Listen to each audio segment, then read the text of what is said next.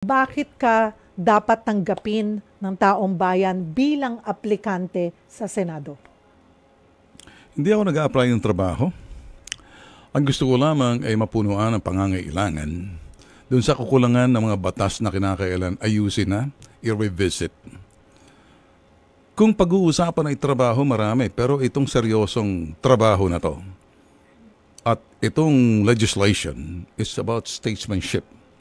Kinakailangan mo rito ng talino. Kinakailangan mo rito ng pag sinabing talino, critical thinking ka dito.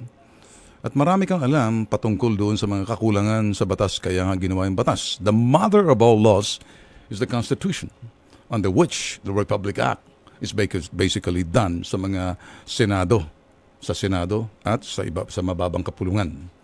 Now, hindi ito laro na parang akala mo trabaho lang ang in-applyan mo.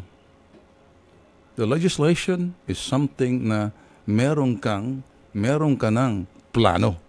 At alam mo ang dahilan ng problema, hindi epekto ng problema. If you notice, Cheryl, wala akong motherhood statement na ginawa. Lahat ng statement ko tumpak. Ginawa kong simple. May kakayanan ako na gawing simple yung isang bagay na komplikado.